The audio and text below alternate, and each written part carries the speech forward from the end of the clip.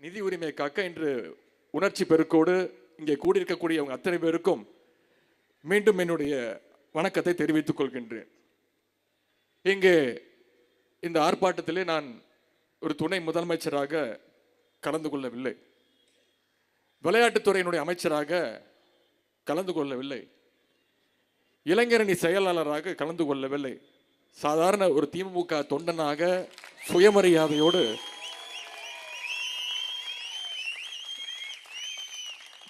தொண்டர்கள் ஒருவனாக, தமிழர்கள் ஒருவனாக கலந்து கொண்டு இருக்கின்றேன். இன்றைக்கு ஒட்டுமொத்த தமிழ்நாடே கொந்தளிச்சிட்டு இருக்கு. தமிழர்கள் நாம் எப்பொழுதுமே அன்புக்கு கட்டுப்பட்டவர்கள். எந்த காலத்திலும் அடக்குமுறைக்கு பயப்பட மாட்டோம், அஞ்ச மாட்டோம். எந்த காலத்திலும் அடக்குமுறைக்கு நாம் அடிபணிய மாட்டோம். இது ஒன்றிய பாசிச பாஜக அரசுக்கு புரியணும் தான் இந்த மிகப்பெரிய அனைத்து கட்சி ஆர்ப்பாட்டத்தை இன்றைக்கு தலைநகர் சென்னையில் நடத்திக்கிட்டு இருக்கிறோம். தமிழ்நாட்டுக்கு எதிரான ஒன்றிய அரசுடைய பாசிச போக்கை கண்டிச்சு இன்னைக்கு ஒட்டுமொத்த தமிழ்நாடும் ஒரே மேடையில் இன்றைக்கு கூடியிருக்கின்றோம். இன்று எனக்கு முன்பு பேசிய கண்டன உரையாற்றிய நம்முடைய இந்தியா கூட்டணி கட்சியை சேர்ந்த அனைத்து தலைவர்களுக்கும் மீண்டும் என்னுடைய நன்றியை நான் தெரிவித்துக் கொள்கின்றேன். எதற்காக இந்த ஆர்ப்பாட்டத்தை நாம் நடத்தி கொண்டிருக்கிறோம்? சமீபத்தில் ஒன்றிய அரசு தாக்கல் செஞ்ச பட்ஜெட்ல தமிழ்நாட்டுக்கென்று எந்த ஒரு திட்டமும் தீட்டல. சொல்ல போனா ₹1 கூட காசு ஒதுக்கல. இன்னும் சொல்ல போனா தமிழ்நாடு பெயர் கூட, நம்முடைய மாநிலத்தை பெயரை கூட ஒரு முறை கூட உச்சரிக்கப்படவில்லை, பட்ஜெட் உரையில் இடம்பெறவில்லை. அது மட்டுமல்ல, சென்ற டிசம்பர் மாதம் தமிழ்நாட்டில் சென்னை மாவட்டம் பல்வேறு மாவட்டங்கள் பாதிக்கப்பட்டுச்சு. பெங்கல் புயல் பாதிப்பிற்கு 6675 கோடி ரூபாயை நம்முடைய முதலமைச்சர் அவர்கள் நிவாரணமாக கொடுக்கணும்னு ஒன்றிய அரசு கிட்ட வலியுறுத்தி கேட்டார்கள். ஆனால் ஒன்றிய அரசுக்கு நம்ம கொடுத்த நிதி எவ்வளவு? வெறும் 950 கோடி ரூபாய் மட்டும்தான் தந்துச்சு. அதுவும் பார்த்தீங்கன்னா ஸ்டேட் டிசாஸ்டர் ரிலீஃப் ஃபண்ட் அப்படின்னு, SDRF ஃபண்ட்.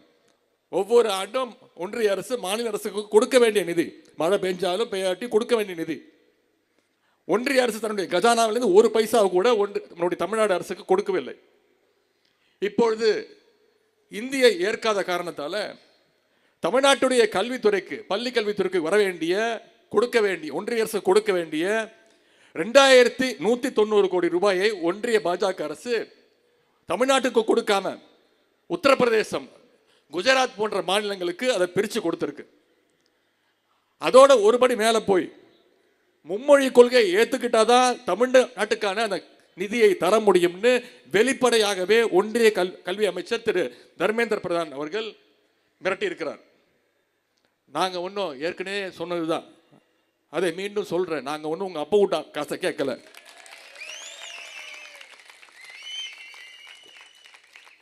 கேட்குற மாதிரி கேட்டதான் அவன் காதுல விழும்.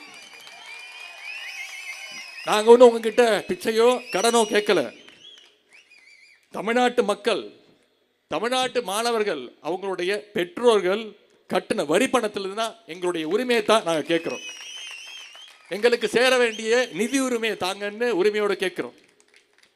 ஒன்றிய அரசுக்கு ஒன்றை மட்டும் நான் சொல்லிக் கொள்கின்றேன், தமிழ்நாட்டு அரசையும் சரி தமிழ்நாட்டு மக்களையும் சரி நீங்கள் ஒருபோதும் மிரட்டி பணிய வைக்க முடியாது. இது திராவிட மண், இது பெரியார் மண், இது பேரறிஞர் அண்ணாவால், முத்தமிழர் கலைஞர் அவர்களால் உருவாக்கப்பட்டு நம்முடைய மாண்பு முதலமைச்சர் அவர்களால் வழிநடத்த வருகின்ற சுயமரியாதை மண் என்பதை இந்த ஆர்ப்பாட்டத்தின் மூலமாக ஒன்றிய அரசுக்கு நான் மீண்டும் மீண்டும் அழுத்தம் திருத்தமாக கூறிக்கொள்ள விரும்புகின்றேன். கடந்த 100 ஆண்டுகளில் தமிழ்நாட்டில் நடந்த மிகப்பெரிய போராட்டங்கள் எல்லாமே 2 முக்கியமான விஷயத்திற்காக நடந்தது. ஒன்று கல்விக்காக, மற்றொன்று இந்தி திணிப்புக்கு எதிராக நடந்தது. இன்றைக்கு நம்முடைய கல்விக்கும் இருமொழி கொள்கைக்கும் ஆபத்து வந்திருக்கு. ஹிந்தியை நாம ஏத்துக்கிட்டாகணும்னு விடாப்பிடியா வீம்பா அவங்க சுத்திட்டு இருக்கிறாங்க. இந்தியை திணிச்சு, தமிழ்நாட்டுக்குள்ள திணிச்சு தமிழ்நாட்டுடைய வரலாற்றை, பண்பாட்டை, தனித்துவத்தை அழிக்கலாம்னு நினைக்கிறாங்க. இதன் மூலம் தமிழர்களை இரண்டாவது குடிமக்களாக மாற்றலான்னு பாசிஸ்ட் பாஜக அரசு முயற்சி செஞ்சுட்டு இருக்கு. இன்றைக்கு தமிழ்நாட்டை சேர்ந்த பல பேர் வெளிநாடுகளில் சாஃப்ட்வேர் இன்ஜினியர்ஸாக, மருத்துவர்களாக, டாக்டர்ஸாக உலகத்துடைய பல்வேறு மூலைகளில் வேலை செஞ்சுட்டு இருக்கிறாங்க. இஸ்ரோவோட தலைவர்களாக, திட்ட இயக்குநர்களாக, விஞ்ஞானிகளாக உலகம் முழுவதும் புகழோடு பெருமையோடு வாழ்ந்துகிட்டு இருக்கிறாங்க. இவங்களில் பெரும்பாலானோர் 99% பேர் தமிழ்நாட்டில் அரசு பள்ளியில் அரசு பாடத்திட்டத்தை இருமொழி கொள்கையில் கற்றவங்க தான். இன்றைக்கு கல்வியில் தமிழ்நாடு எவ்வளவோ சாதனைகளை செஞ்சுக்கிட்டு இருக்கு. அதுக்கு ஒன்றிய அரசு கூப்பிட்டு தமிழ்நாட்டை ஊக்கப்படுத்த பாராட்ட கூட வேணாம், நம்மளை டிஸ்டர்ப் பண்ணாமல் இருக்க வேணும்னு சொல்லிக் கொள்கிறேன். நீங்கள் நியாயமாக தர வேண்டிய நிதியை கொடுங்க. நமக்கு வர வேண்டிய நிதி உரிமையை கேட்டால் என்ன சொல்கிறாங்க பாஜகவை சேர்ந்தவங்க? தமிழ்நாடு அரசு, இந்தியா கூட்டணி அரசியலுக்காக தன் மும்மொழி கொள்கையை ஏற்றுக்க மாட்டேங்குதுன்னு சொல்கிறாங்க. ஒன்றிய அமைச்சர் திரு தர்மேந்திர பிரதான் அவர்களே சொல்கிறார், அரசியலுக்காக நான் பண்ணுறோம் அப்படின்னு. நான் அவருக்கு ஒன்றை குறிப்பிட விரும்புகின்றேன். எங்களுக்கு அரசியல் எல்லாம் இரண்டாவது தான். எங்களுக்கு முதல்ல எங்களுடைய மொழி உணர்வு, இன உணர்வு, அதை நீங்கள் புரிந்து கொள்ள வேண்டும். மொழிப்போர் தியாகிகள் தாளமுத்துவும் நடராஜனும் அரசியலுக்காக உயிர் விடல, தங்களுடைய தமிழ் மொழியை காக்கணும்னு உயிர் விட்டவங்க. கீழப்பழு சின்னசாமி அரசியலுக்காக சாகவில்லை, இந்தி திணிப்பை எதிர்த்து தனக்குத்தானே தீய வைத்துக் கொண்டு இறந்தவங்க எங்க தமிழ்நாட்டுக்காரங்க. இந்தி திணிப்பை எதிர்த்து எத்தனையோ பேர் தமிழ்நாட்டில் இறந்திருக்கிறாங்க.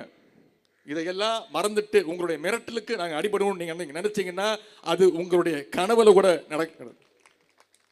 இன்றைக்கு ஒன்றிய கல்வித்துறை அமைச்சர் திரு தர்மேந்திர பிரதான் சொல்றார், பிற மாநிலங்கள் எல்லாம் மும்மொழி கொள்கையை ஏற்றுக்கொள்கின்ற பொழுது தமிழ்நாடு மட்டும் ஏன் பிரச்சனை பண்ணுது அப்படின்னு கேட்கிறார். இந்தியை ஏற்றுக்கிட்ட பல மாநிலங்கள் இன்றைக்கு தங்களுடைய தாய்மொழியை இழந்து நிற்கிறத நாம் பார்த்துக்கிட்டு இருக்கிறோம். உதாரணத்திற்கு ராஜஸ்தானுடைய தாய்மொழி ராஜஸ்தானி. இப்படி பல மாநிலங்களுக்கு ஒவ்வொரு தாய்மொழி இருக்கு. ராஜஸ்தானி, பீகார் மாநிலத்திற்கு பீகாரி, ஹரியானாவுடைய தாய்மொழி ஹரியான்வி, உத்தரப்பிரதேசத்துடைய தாய்மொழி போஜ்புரி. இந்த மொழிகள் எல்லாம் இன்னைக்கு கிட்டத்தட்ட அழிஞ்சு போயிருக்கு. இதற்கு காரணம் அங்கெல்லாம் ஹிந்தி நுழைந்தது தான். ராஜஸ்தானி, பீகாரி, போஜ்புரி, ஹரியானி மொழிகள் எல்லாம், இந்த மொழிகளை எல்லாம் ஹிந்தி மெதுவாக நுழைந்து விழுங்கிடுச்சு. அந்த மாநில மக்கள் ஹிந்தியை படிக்கிறாங்க, ஆங்கிலமும் படிக்கிறாங்க. ஆனால் அவங்களுடைய தாய்மொழியை மூணாவது மொழியாக படிச்சுட்டு இருக்கிறாங்க. அதைத்தான் மற்ற மாநிலங்கள் இந்தியை ஏற்றுக்கிட்டு இருக்கு, மும்மொழி கொள்கையை ஏற்றுக்கிட்டுன்னு நம்முடைய ஒன்றிய அமைச்சர் திரு தர்மேந்திர பிரதான் அவர்கள் சொல்லிட்டு இருக்கிறார். நாமளும் இந்தியை ஏற்றுக்கிட்டோம்னா நம்முடைய தாய்மொழி தமிழ் மொழியை விரைவில் இழந்துருவோம். இதை விட தமிழ்நாட்டிற்கு ஒரு தீங்கினை, துரோகத்தை யாராலும் செய்ய முடியாது. இதற்கு முன்பு ஆட்சி செய்த அடிமைகள் வேணா நீங்க நீட்டின இடத்துல கையெழுத்து போடுவாங்க, நிதி வேணும்னா எந்த இடத்துலையும் கையெழுத்து போடுவாங்க. பாசிசல் நீட்டிய காகிதத்திலெல்லாம் கையெழுத்து போட இது ஒன்றும் அடிமை அரசு அல்ல. முத்துவேல் கருணாநிதி ஸ்டாலின் என்னும் மகத்தான தலைவரால் வழி நடத்தப்படுகின்ற சுயமரியாதை உள்ள திராவிட மாடல் அரசு நம்முடைய கழக அரசு. அதனால் தான் சொல்கின்றேன், நம்முடைய தமிழ்நாடு அரசு என்றைக்கும் மும்மொழி கொள்கையை ஏற்காது.